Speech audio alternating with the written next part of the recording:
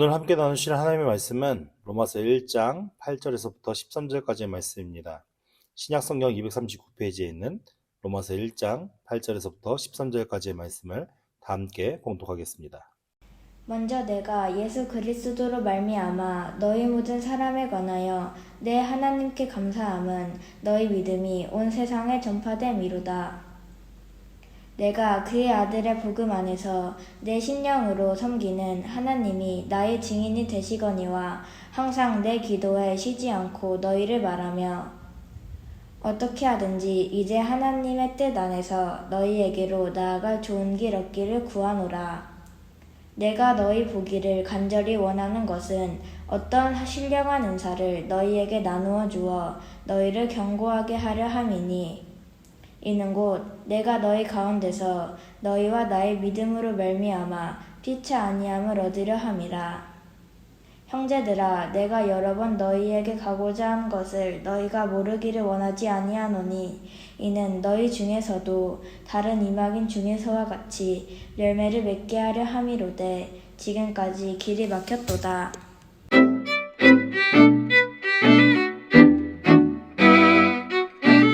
저희가 로마 교회에 대해서 로마서를 통해서 함께 말씀을 나누고 있는데, 이제 1장 1절부터 7절까지는 누가 편지를 쓴 거고 그 편지를 받을 대상이 누구인지에 대한 설명이 나와 있습니다. 그러면서 사도 바울이 자신을 그리스도의 종이라고 표현을 했고, 그 그리스도의 종이라는 표현 자체는, 종이라는 표현이 그 당시에는 좋지 않은 노예와 물건과 같이 취급되었던 그런 상황 속에 있었지만, 사도 바울은 그것을 아주 자랑스럽게 여기면서 자신이 하나님의 종으로 사는 것이, 하나님의 노예로 사는 것이 너무나도 행복하고 기쁜 그런 자랑스러움을 담은 표현으로 예수 그리스도의 종이라고 표현하고 있습니다. 그러니까 실질적으로 하나님의 은혜를 깊게 경험한 자들은 하나님의 통치하심과 인도하심을 받는 것이 얼마나 행복한 일이고 얼마나 귀한 일인지 그 가치를 아는 거죠. 그래서 서스럼 없이 나는 하나님의 종이야, 나는 그리스도의 종이야, 나는 예수님의 종이야 라고 표현할 수 있는 겁니다. 오늘 우리의 신앙을 한번 돌아봤으면 좋겠습니다. 오늘 우리는 하나님의 종으로 살고 있습니까? 나의 종으로 살고 있는지. 우리의 인생의 주체자가 하나님의 부르심에 따라서 우리의 일을 부르시는 그 하나님의 뜻에 따라 살아간다면 우리는 하나님의 놀라운 은혜와 사랑을 경험하면서 그 속에서 참된 복음과 하나님 나라의 가치를 깨달으면서 살아갈 수 있겠지만, 우리가 종교 생활은 하지만 내가 내 삶의 주인 된 삶을 산다면 그 하나님 나라의 가치를 온전히 깨닫지 못하기 때문에 결국에는 그 하나님 나라를 기대하기보다는 세상의 것을 기대하며 살아갈 수밖에 없는 연약한 존재가 될 수밖에 없다는 것을 우리가 다시 한번 말씀을 통해서 새겨보았으면 좋겠습니다. 그 사도 바울이 이제 오늘 8절에서 13절 말씀에 왜 내가 너희에게 편지를 쓰는지에 대한 그 내용이 나오고 있습니다. 우리 먼저 8절 말씀 보면, 먼저 내가 예수 그리스도로 말미암아 너희 모든 사람에 관하여, 여기서 너희 모든 사람은 누구를 얘기하는 걸까요? 로마 교회를 얘기하는 거죠. 지금 예수 그리스도로 말미암아 예수 그리스도로 말미암아 로마의 교회가 세워졌어요. 근데 그 교회 사람들의 모임이나 어떤 여러 가지 많은 일들, 사건들에 대한 소식이 지금 어디까지 퍼져졌냐면은 그 뒤에 말씀에 보면, 사람들에 관하여 내 하나님께 감사함은 너희 믿음이 온 세상에 전파됩니다. 그러니까 여기서 온 세상이라는 건 지구 전체를 얘기하는 게 아니라 로마 제국이 통치했던 그 지역을 얘기하는 거예요. 그러니까는 이 생각을 해보세요. 오늘날 여기 부천시에 우리 함께 지어지는 교회 예배당이 세워졌습니다. 근데 이 예배당이 세워진 소식이 우리나라에 퍼지는 게 쉬울까요? 그리고 우리가 막 믿음으로 서로 동역하고 막 함께 나누는 일들이 막 퍼져나가는 게 쉬울까요? 오늘날에는 그래도 조금 수월한 게 뭡니까? SNS가 발달되어 있잖아요. 우리가 핸드폰이나 여러 가지 인터넷 매체나 유튜브나 이런 걸 통해서 우리가 예배를 드리는 모습이나 우리가 함께하는 사역들을 얼마든지 홍보해 나갈 수 있습니다. 근데 이 시대는, 지금 로마 교회의 시대는 그런 시대가 아니잖아요. 근데 그런 시대가 아님에도 불구하고 지금 그들의 그 믿음의 소식이 어디까지 퍼져나갔냐? 로마 제국 전체에 퍼져나갔다는 거예요. 그러니까 이 로마 교회의 교인들이 얼마나 신실하게 하나님을 섬겼는지를 알 수 있는 거죠. 그냥 우리가 옛날에 소식이 막 편해지는 게 쉽지 않은 상황. 근데 이 당시에는 통신 매체가 전혀 없는 사람의 구전으로 계속 소식이 전해져야 되는 그런 상황 속에서 이들의 그 로마 교회의 귀한 행실의 소식들이 어디를 퍼져나가요? 전 세계적으로 이제 로마 제국 안에서 퍼져나가면서 그 소식을 누가? 바울이 들었다라고 이제 이야기하는 겁니다. 근데 우리가 지지난주에 저희가 말씀을 통해서 살펴보았듯이 로마 교회는 사도들이 가서 계속 열심히 사역하고 세운 교회가 아니잖아요. 그러니까 물론 사도들이 가서 세울 수 있었을 확률도 있지만 신학자들의 그런 어떤 학적으로 살펴볼 때는 로마 교회는 예루살렘에 와서 그 제자들을 통해서 예수 그리스도의 복음을 듣고 돌아간 유대인들이 그 로마 지역에서 교회를 세운 거거든요. 그러니까 사도 바울이 생각할 때는 지도자도 별로 없는, 지도자도 제대로 교육을 못 받은, 지도자가 없어서 제대로 교육 못 받은 교회임에도 불구하고 그들이 가진 하나님에 향한 그 신실한 마음을 통해서 섬겼던 그 섬김의 소식이 로마 제국 안에 퍼졌으니 얼마나 감사하고 기쁜 일이겠어요. 우리가 유명한 목사님이 오셔서 이 교회 개척하셔가지고 우리가 막 교회가 부흥되고 막 성장해가는 그 모습도 되게 귀하지만 이름 없는 목사를 통해서 교회가 막 성장되고 이루어져 가는 그런 모습들을 보는 것도 되게 기쁜 일이잖아요. 그러니까 사도 바울이 볼 때는 이 교회가 너무나도 기특하고 너무나 하나님께서 사랑하시고 귀하게 여기시는 교회 같이 느껴지는 거죠. 그렇기 때문에 지금 8절 말씀에 내 하나님께 감사함은 너희의 믿음이 온 세상에 그렇게 전파되었다. 이 전파됨이 갖는 의미는 뭐냐면 누군가가 의도를 가지고 전파한 게 아닌 거예요. 그러니까는 전파를 한 주체가 없어요. 그러니까는 누군가가 의도적으로 전파를 했다면 얼마든지 교회 홍보를 할 수 있겠죠. 근데 그런 의미가 아닌 거예요.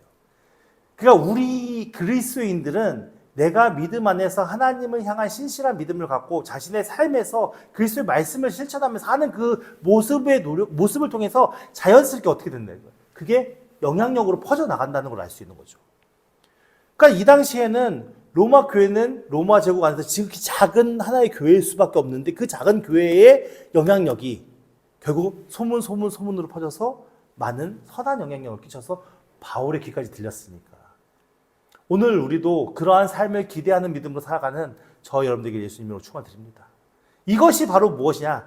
하나님을 향한 신실한 믿음으로 그리스도의 종으로 사는 삶의 모습인 거예요. 9절 말씀에 보면 내가 그의 아들의 복음 안에서 내 심령으로 섬기는 하나님이 나의 증인이 되시거니와 항상 내 기도에 쉬지 않고 너희를 말하며. 이 이야기는 무슨 말씀이냐면 내가 그의 아들 예수 그리스도의 복음으로 그 심령으로라는 표현은 육체와 반대되는 개념을 얘기하는 거예요. 육체의 개념은 어느 거냐? 세상의 향락과 쾌락을 좋아하는 우리의 죄된 습성을 얘기하는 거예요. 그러니까 여기서 심령이라는 표현은 그거와 반대되는 개념이니까 절대적으로 누구를 의지하는 마음인 거죠? 하나님을 신실하게 의지하는 마음이겠죠. 그러니까는 자신 스스로가 나는 세상의 것을 다 내어버리고 정말 신실하게 정말 내가 가지는 모든 지성과 이성과 성심을 다해서 하나님을 섬겼는데 그 하나님을 사랑하며 섬기는 그 마음을 담아서 내가 어떻다는 거죠? 내가 그런 마음을 담아서 살았던 것을 누가 증인한다는 거예요? 여호와 하나님께서 아신다는 거죠. 그 하나님께서 아시는데 지금 사도 바울은 무엇을 쉬지 않았어요? 기도를 쉬지 않았어요. 누구를 위한 기도? 로마 교회를 향한 기도. 그러니까 사도 바울 생각해 보세요. 사도 바울은 지역을 다니면서 열심히 복음 전도를 했고 자신이 세운 교회들을 위해서 기도하는 것만으로도 상당히 많은 시간과 많은 에너지를 소비할 수밖에 없는 그런 상황이었을 거예요. 그럼에도 불구하고 자기가 세우지 않았던 로마 교회까지 중보 기도를 해나가는 거예요.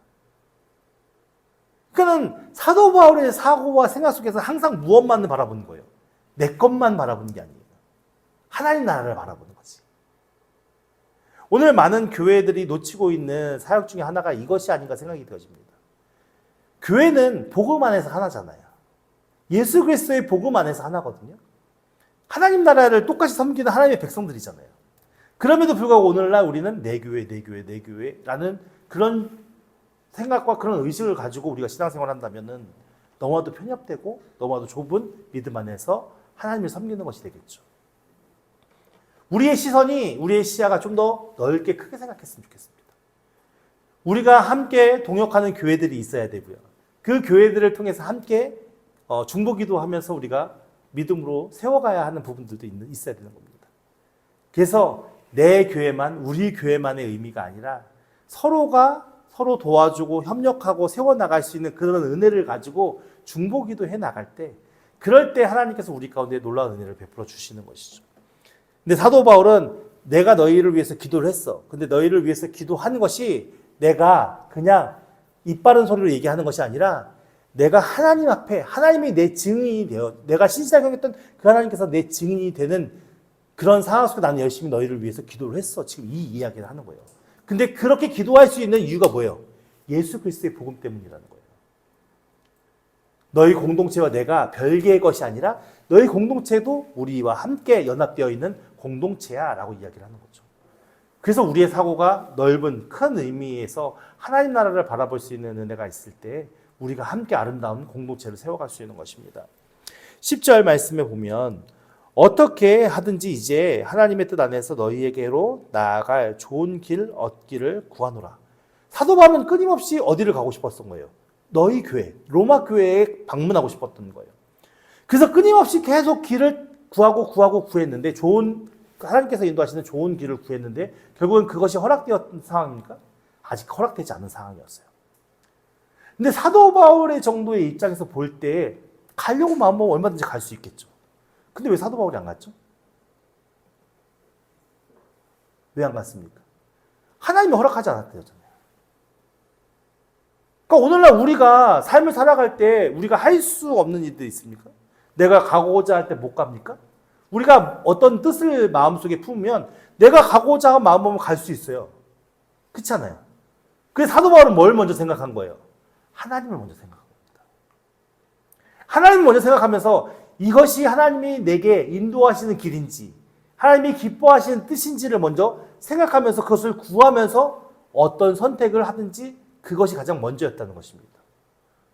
오늘 우리는 쉽게 생각하죠. 쉽게 선택합니다. 우리가 벌써 머릿속으로 이해타산을 맞춰가면서 무엇이 옳은지, 무엇이 내게 유익이 되는지, 내가 즐겁고 편안하게 할 수 있는지 그걸 먼저 계산합니다. 그것이 내가 내 인생의 주인된 삶을 살고 있는 것입니다. 사도 바울은 철저하게 무엇을 먼저 생각했습니까? 하나님이라면 하나님이 기뻐하시는 일인가? 하나님이 원하시는 일인가? 하나님이 바르게 인도하시는 일인가? 라는 것을 먼저 생각해 보았다는 것이죠. 그래서 우리의 언행이 바뀌어야 된다는 의미가 무엇이냐면, 우리의 언행이 왜 바뀝니까? 이제는 내가 했던 그 말이 이제는 하나님이로 바뀌는 겁니다. 사도 바울의 서신서의 말씀들을 바라보십시오. 사도 바울이 내가라는 표현들이 있습니까? 내가 무엇을 하지만 그 표현 중에 항상 중요하게 들어가는 단어가 뭡니까? 하나님께서입니다. 하나님께서 허락하시고, 하나님께서 안 되게 하시고, 하나님께서 보내시고, 하나님께서 막으시고. 그래서 우리의 입술 안에서도 우리의 삶을 이끄시는 하나님의 일들이 고백되어지기를 예수님으로 축원드립니다. 그래서 여러분들의 삶의 모습 속에서도 하나님이 허락하셔서 섬기고, 하나님이 허락하셔서 동역하고, 하나님이 허락하셔서 귀하게 일하시는 그런 은혜가 있기를 예수님으로 축원드립니다. 11절 말씀에 보면 내가 너희 보기를 간절히 원하는 것은, 사도 바울이 왜 로마 교회에 이제 방문하고 싶은지에 대한 이 말씀이 나오죠. 내가 너희 보기를 간절히 원하는 것은 무엇이래요? 어떤 신령한 은사를 너희에게 나누어 주어. 여기서 어떤 신령한 은사, 이게 무엇일까요? 궁금하시죠? 근데 우리가 신령한 은사라는 단어를 딱 접했을 때 처음 드는 의미가 뭡니까? 어떤 느낌이 듭니까? 네, 마치 하나님께서 우리에게 직접적으로 무엇인가를 얘기해서 그것이 아주 우리에게 다른 사람은 알지 못하는 새로운 무엇인가 깨닫는 그런 은혜가 있는 줄, 그렇게 생각되어지잖아요. 근데 여기서 신령한 은사가 무엇인지는 우리는 정확하게 알 수 없어요. 지금 문장 속에서는. 근데 그 뒤에 이 말씀을 이어보면 그것을 너희에게 나누어 주어 무엇을요? 너희를 견고하게 하려 합니다. 라고 얘기하고 있어요. 그러니까 결국 내가 가진 신령한 은사를 너희에게 나누어 준다. 근데 그것을 나누어 주는 이유가 뭐예요? 지금 로마 교회가 더욱더 믿음 안에서 견고해지기 위해서. 그러니까 오늘 우리에게 하나님께서 신령한 은사를 주신다. 그럼 그 주시는 은사의 이유가 무엇일까요? 나만 특출나기 위해서입니까? 나만 무엇인가 다른 사람보다 나은 것을 드러내기 위함입니까? 그게 아니라는 거죠. 오늘 우리에게 신령한 은사를 주신다. 그 주시는 이유가 무엇입니까? 우리의 믿음이 견고하게 서기 위함이라는 거죠. 그 믿음이 뭡니까? 그 믿음은 하나님과 나의 관계인 거예요. 우리의 믿음이 견고하게 된 것은 다른 사람의 모습과 내 모습을 비교하면서 네가 좋으니 내가 좋으니의 이런 문제가 아니라 우리의 믿음이 견고하게 된다는 것은 내가 하나님 안에서 얼마나 진실된 마음과 진실된 믿음으로 주님 앞에 서서 바른 길을 걸어가고 있는지를 확인시켜주고 알려주니 내가 흔들릴까요? 안 흔들리는 거죠. 그래서 견고하는 거예요. 그렇게 따지면 신령한 은사는 무엇이겠습니까? 하나님이 주시는 믿음의 은혜겠죠. 11절 말씀에 11절 말씀이죠. 12절 말씀에 보면 이는 곧 내가 너희 가운데서 너희와 나의 믿음으로, 누구의 믿음으로? 너희와 나의 믿음으로. 그러니까 지금 사도 바울이 가진 믿음과 로마 교회가 가진 믿음, 그게 다르다는 겁니까? 같다라고 얘기를 하는 겁니다. 그러니까 지금 신령한 은사를 나누어 줘서 너희가 가진 믿음이 무엇인지 정확하게 깨닫고 내가 지금 가진 믿음이 무엇인지를 바르게 서로 맞춰보면서 그것을 통해서 무엇을 이루어가는 겁니까? 그것을 말하면 피차 무엇을요? 안위함을 얻으려 합니다. 근데 여기서 이 안위함이 무슨 의미인지 아세요? 이 안위함이 무슨 의미냐면 함께 위로받고 격려받기 위함이라고요. 그럼 생각해 보세요. 로마 교회의 믿음이 사도 바울의 믿음과 함께 확인되어져서 그것으로 서로 견고하게 만드는 그 일이 왜 서로 위로받고 격려받는 일이 되겠어요? 이상하잖아요. 로마 교회가 가는 믿음과 사도 바울의 믿음이 확인되어지는 그 상황이 기쁘고 즐겁고 행복해야 될 거 아니에요. 근데 이 안위함이라는 단어의 의미는 위로받고 격려받기 위함이래요. 그럼 결국은 우리가 믿음으로 사는, 견고한 믿음으로 사는 것이 실상 세상에서는 행복하고 좋은 일이라는 겁니까? 그렇지 않다라는 거예요. 우리가 세상에서는 때로는 핍박을 받고 어려움을 당하고 환난을 당하는 그 모든 일들이 예수 그리스도를 통해서 결국은 그 일들이 하나님 안에서는 견고하게 바른 믿음으로 세워가는 일이겠지만 우리가 살아가는 삶의 여정 속에서는 어렵고 힘들고 때로는 고통스럽고 그런 일들이기 때문에 그 서로가 우리가 가는 길이 잘못된 길이 아니라 바른 길이라는 것을 통해서 서로 위로해주고 권면해주고 격려해주는 것이 가장 중요한 것이다 라고 얘기하는 겁니다. 그럼 우리가 오늘날 신앙생활을 해나갈 때 우리의 믿음과 저의 믿음과 여러분들의 믿음을 서로 나누면서 이것은 뭐가 잘못됐고 이건 뭐가 옳고 이게 맞을까요? 무엇이냐면 오늘 여러분들이 살아가는 삶이 예수 그리스도의 믿음으로 살아간다면 결코 쉬운 일은 아닐 겁니다. 하나님의 말씀대로 살아가는 것이 결코 쉬운 일은 아닐 겁니다. 그렇게 힘들고 어려운 믿음의 길을 걸어갈 때 우리는 혼란스럽고 맞는 길인지 잘못된 길인지 어지러울 경우가 있습니다. 우리가 함께 믿음으로 그 믿음을 나눌 때 신령한 은사를 나누면서 우리는 그것이 하나님이 기뻐하시는 길이라는 것을 확인됐을 때 지금 내가 어렵고 힘들고 고통스러운 그 상황이 위로가 되어지고 격려가 되어지고 힘이 되어지지 않겠습니까? 성도의 교제는 여기에 오는 겁니다. 우리에게 성도의 교제는 서로 믿음의 교제를 통해서 무엇이 옳은지 무엇이 나쁜지 무엇이 잘못된지 무엇이 죄고 무엇이 복인지를 나누는 것이 아니라 우리가 가진 신령한 은사를 나누면서 하나님과 우리의 관계를 세워가고 그 하나님과 우리의 관계를 세워가는 그 은혜 속에서 우리가 서로 각자 무거운 십자가를 지는 자기의 십자가를 지는 그 길에서 위로받고 격려받는 교제. 그것이 우리에게 귀한 공동체 안에서 이루어져야 할 성도의 교제라는 겁니다. 나만 훈련받는 게 힘든 게 아니고요. 우리가 함께 모든 사람이 다 각자 삶의 자리에서 하나님 앞에 훈련받는 게 쉽지 않습니다. 그렇기 때문에 함부로 얘기할 수 없는 겁니다. 그래서 마태복음에 보면은 판단하라고 했어요? 판단하지 말라고 했어요? 판단하지 말라고 그랬습니다. 정죄하라고 했어요? 정죄하지 말라고 했어요? 정죄하지 말라고 그랬습니다. 우리가 사랑으로 하나님 안에서 서로 격려하며 위로해주는 공동체가 되기를 예수님으로 축원드립니다. 그래서 우리가 서로 가진 신령한 은사를 서로 나누면서 하나님과 각자의 믿음의 관계를 바르게 견고하게 세워나가고, 우리가 그 견고한 상태에서 싸워가는 여러 가지 많은 힘든 우리 영적인 싸움들을 통해 싸워나갈 때 옆에 있는 내 동역자가 격려가 되어지고 위로가 되어지고 힘이 되어진다면 얼마나 귀한 믿음의 공동체가 될 수 있겠습니까? 그러한 공동체가 되기를 기도하는 저 여러분들에게 예수님으로 축원드립니다.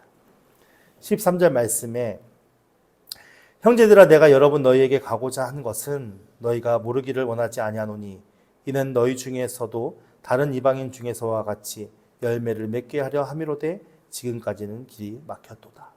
그러니까 사도 바울의 모든 관심사, 사도 바울이 로마 교회에 방문하고자 했던 이유는 무엇입니까? 그들 안에서 그리스도의 열매가 맺어지게. 지금 열매가 안 맺어진다는 얘기를 하는 건 아닙니다. 열매가 안 맺어진다는 게 아니라 그들 나름대로의 선한 믿음의 공동체를 이루고자 하는 노력이 벌써 로마 지역 안에 소문으로 다 퍼졌잖아요. 그 안에서 더 귀한 하나님의 믿음의 열매를 세워갈 수 있는 그런 도움을 주기 위해서 사도 바울은 로마 교회에 방문하고자 했다라고 지금 말씀하고 있는 겁니다. 오늘 우리는 무엇을 바라보고 있습니까? 우리가 각자가 주어진 하나님의 어떤 능력과 하나님의 귀한 은혜의 일들을 가지고 우리는 얼마나 하나님의 안에서 믿음의 열매를 위해 노력하고 있습니까? 우리가 그 하나님이 주시는 은사와 여러 가지 많은 능력들을 가지고 내게 가진 물질과 여러 가지 많은 것들을 통해서 결국은 나의 욕심과 나의 이기심을 채워간다면 그것은 하나님 앞에 바른 믿음으로 인정받을 수 없을 것입니다. 우리가 아직은 조금 부족하고 연약함을 인정하고 하나님 안에서 더욱더 신실하게 주의 말씀을 붙들고 의지하며 나아가려고 노력할 때 그 속에서 우리는 아름다운 믿음의 열매를 쌓아갈 수 있는 것이고, 그것을 통해서 우리가 서로 교제하며 믿음으로 사랑을 나누며 서로 위로하며 격려하며 그렇게 하나님 나라를 세워가는 은혜가 있어야 하는 것입니다. 오늘 로마 교회의 상황과 사도 바울의 그런 어떤 권면의 내용들을 마음속에 깊이 묵상하면서 오늘 우리 교회가 어떤 방향과 어떤 교제와 어떤 믿음과 어떠한 신앙의 관점을 가지고 우리가 살아가야 할지를 생각해보는 은혜가 있었으면 좋겠습니다. 결국 그것에 대한 답은 한 가지밖에 없습니다. 무엇이겠습니까? 내가 주님을 신실하게 바라보는 것, 하나님을 신실하게 간절히 원하는 것, 그것이 먼저 선행되지 않는다면 우리가 생각하는 모든 것은 다 인본주의적인 것에 불과할 뿐입니다. 여러분, 절대 놓치지 말아야 할 것은 여호와 하나님이십니다. 믿으십니까? 어떤 목사님이 책에서 이런 표현을 쓰신 분이 있어요. 썼는데 어떤 표현이냐면 많은 그리스도인들이 하나님을 대할 때 두 부류로 대한다는 거예요. 어떤 부류는, 한 부류는 뭐냐면 성부 하나님을 대하는 마음. 또 한 부류는 뭐냐면 성자 하나님을 대하는 마음. 그러니까 하나님이라는 한 분이지만 삼위가 있잖아요. 능력과 영광이 동등하게 같은. 그래서 성부, 성자, 성령. 근데 성자 하나님을 대하는 사람들의 특징이 뭐냐면은 막 애절한 거죠. 왜냐하면 십자가를 지셨잖아요. 힘들고 고통스럽게 막 그 예수님을 생각할 때마다 막 안타깝고 막 그런 막 힘들고 고통스러운 그것이 막 공감이 되어지면서 막 애잔한 거죠. 하나님을 대하는, 하나님 생각하는.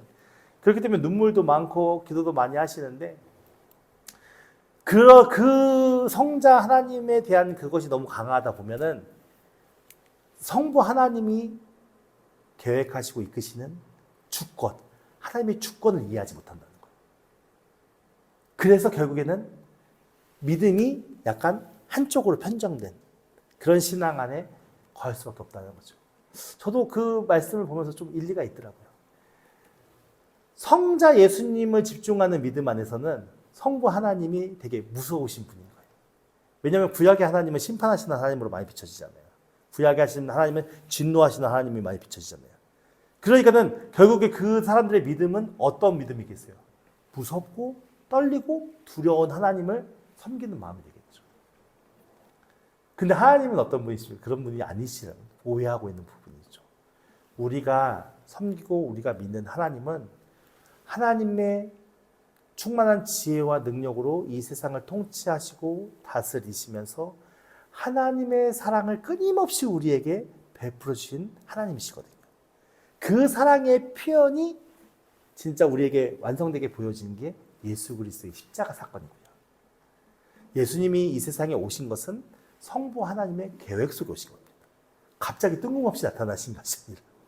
그리고 그 모든 것을 십자가에 돌아가시면서 그 모든 복음의 일들을 완성시키신 분이 성부 하나님이십니다.